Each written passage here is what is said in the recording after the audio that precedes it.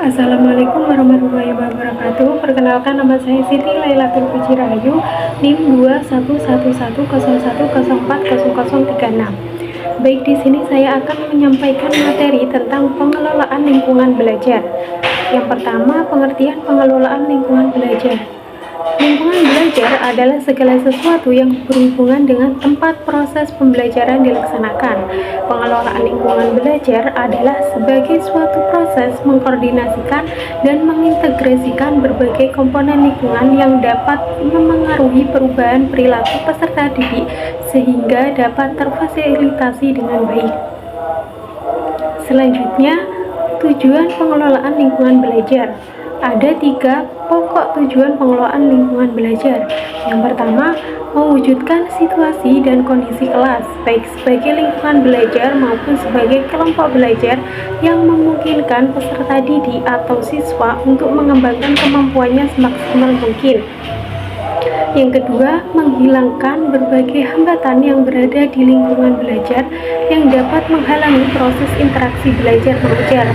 Yang ketiga, menyediakan dan mengatur fasilitas serta sarana atau alat peraga belajar yang mendukung dan memungkinkan siswa belajar sesuai dengan lingkungan sosial, emosional, dan intelektual siswa dalam kelas. Macam-macam lingkungan belajar.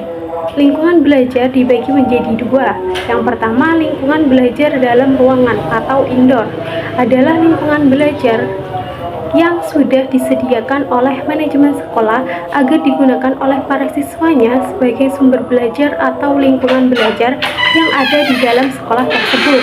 Lingkungan belajar bisa berupa perpustakaan, laboratorium, auditorium, dan utamanya adalah ruang kelas. Yang kedua, lingkungan belajar di luar atau outdoor adalah lingkungan atau sarana belajar yang berada di luar lingkungan sekolah.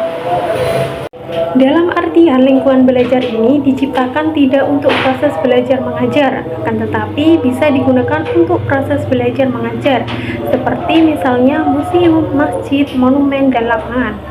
Selanjutnya, hal-hal yang perlu diperhatikan dalam pengelolaan lingkungan belajar.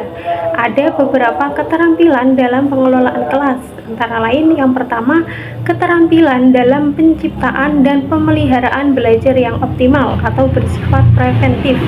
Yang kedua, keterampilan guru yang berhubungan dengan pengembangan belajar optimal. Yang ketiga, modifikasi tingkah laku.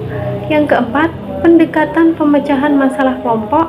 Yang kelima, menemukan dan memecahkan tingkah laku yang menimbulkan masalah.